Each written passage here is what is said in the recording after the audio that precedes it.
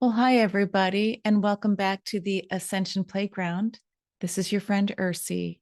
And today I just wanted to come online and start sharing with you the star glyphs that help me when I draw them, call in the energy of my star family. So if you too have a special soul connection to the royal star in the constellation of Taurus, the great and mighty bull, the star's name is Aldebaran. So this is the beautiful glyph. And the glyph necessarily didn't come from the heavens. It was oftentimes used in medieval astrology as shorthand and when talking or writing about particular stars. So if you're traveling with me and creating your own star Merkaba, the power of a glyph, and it helps oftentimes in the remembering of where you've been and where you've come from. So here you see the name Hercus with this glyph. So I was a little bit puzzled because I thought, Hercus, is that another name for Aldebaran? And wouldn't you know, the root name of Hercus really is about a goat. And so it has the same like goat horns. So a long time ago, before the stars and asterisms were completely like agreed upon, sometimes you'll see stars renamed or regrouped. So Hercus and this glyph do revolve around Aldebaran. So if you're trying to find your own inner Aldebaran and you know your astrological natal chart, you can look approximately at 10 degrees of the tropical Gemini. So, fixed stars move a little bit. So, depending on when you were born, um, the star can shift a little. Okay.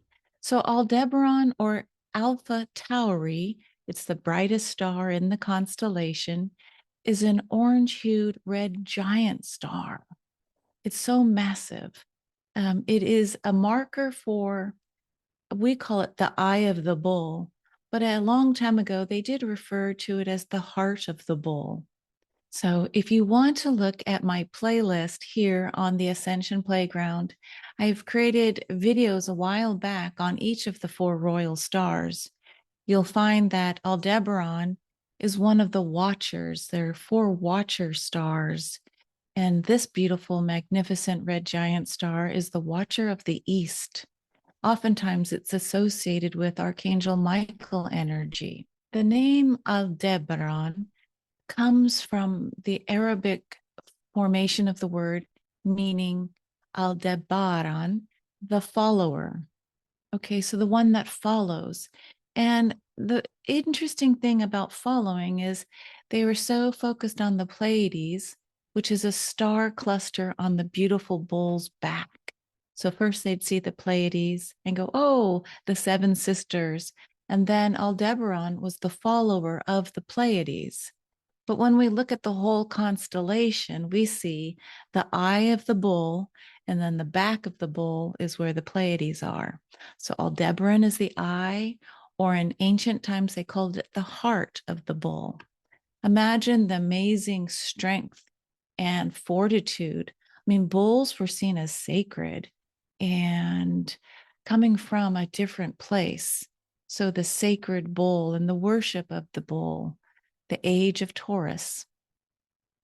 One of the most amazing things, if you're like me and you're enchanted with the stars and the myth and the stories and the energetics of how the stars can work in your current life and help explain perhaps why you are the way you are, this has been my journey. It's been like a shaman's journey inward in mythology and star lore.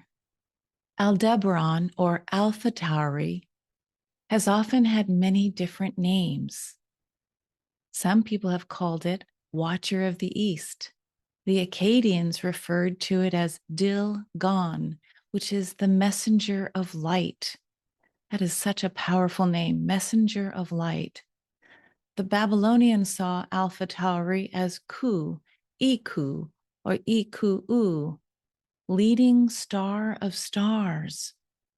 I'm going to say that again, leading star of stars.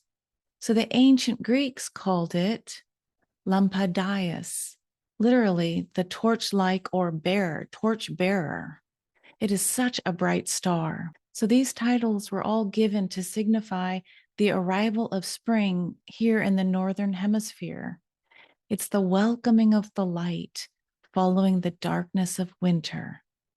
Isn't that amazing? But when the Arabs called it Aldebaran, the follower, this is what stood with the star. If I was to go back in history, I would call Aldebaran, I like the messenger of light, Dilgan. Okay, so whatever way, it's the same star, but here as humans, we are projecting our own consciousness of the collective onto the star, right? So if you like what the Babylonians called it, the leading star of stars, or if you want to refer to it as the Akkadians did, messenger of light, I guess you could also call it the follower of the Pleiades. It's just fascinating, right? Um, in any event, you know that Archangel Michael cuts the cords and carries this light of Aldebaran, even though it seems like an unusual name of the follower when it's such a magnificent leader of light. But look at this beautiful site, Orphic Astrology. So this information on Aldebaran is written by Natalia Alas. Look, first of all, here's that gorgeous constellation of Taurus. And I imagine if you can see my little arrow, this is the eye of the bull. Do you see how massive this super giant red star is compared to the other stars in the constellation? It's like a huge beacon of light. And we scroll through, and here we see the old way of sharing the constellation through pictorial images. Here we see Orion, which is very close to Taurus. You know, he's holding up, here's the great hunter holding up the Nemean lion's skin, and here comes the bull charging Orion. So if you're trying to find out where is Taurus, follow the path of the sun. So many of us know the zodiacal signs, and the constellation follows the path of the ecliptic, the pathway of the sun. What I particularly enjoy in this website, though, are the pictures. Here we go. Look at this.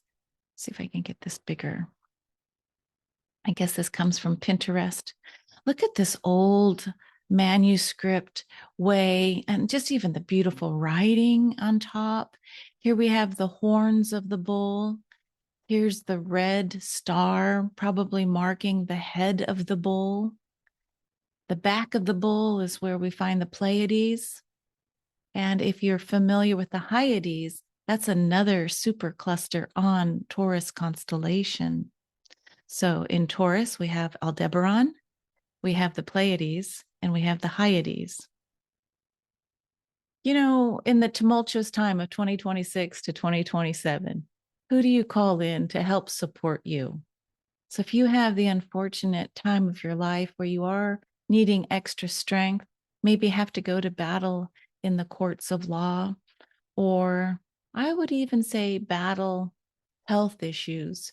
You know, I think the strength of the bull, the heart, and the all-seeing eye, these are energetics that we can each call in.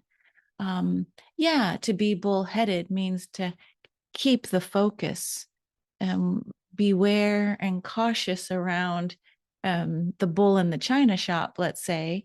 But going back to why I wanted to come online, look at this. It's such an easy glyph to make. And so again, I'm going to put a shout out for those who are creating your own star Merkaba. I have a playlist running, you know, for anyone who wants to do this.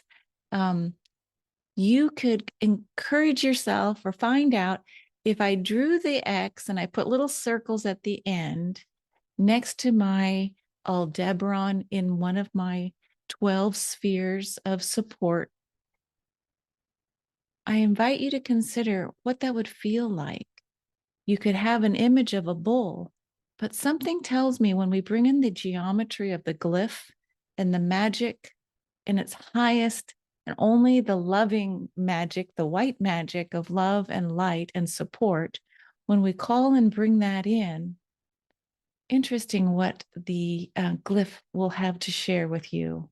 For me, it's a call for a stronger connection to Aldebaran. I can bring in Michael, the archangel, the one that sits and is closest to the image of God.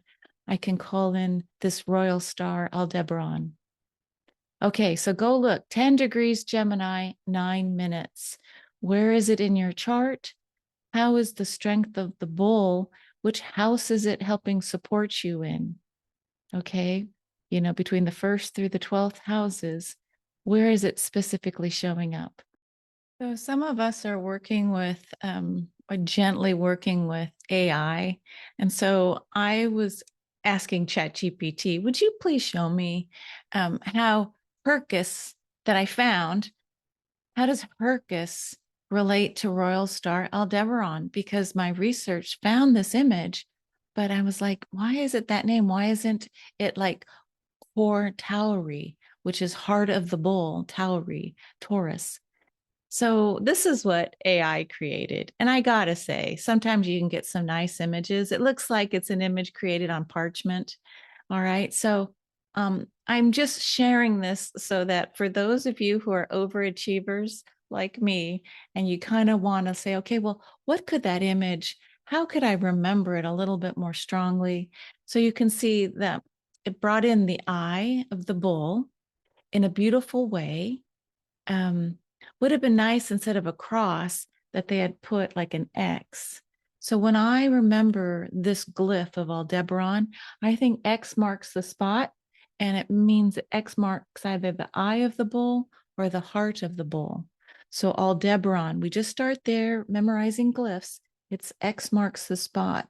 It's the Watcher of the East. It's Archangel Michael. Okay, so 10 degrees of Gemini. X marks the spot. Okay, have fun. This is all about star connection, how to make a stronger connection. And so when we invite Aldebaran into our energy field for its highest possible support, but I'm asking and inviting from my heart, not my mind, just saying, okay, I'm bringing it deeper into my heart. That intention of the heart saying, let's do this. Let's really create a stronger field of support for anyone who needs courage in this now moment. Aldebaran, Hirkus, I call you in. Come, support us.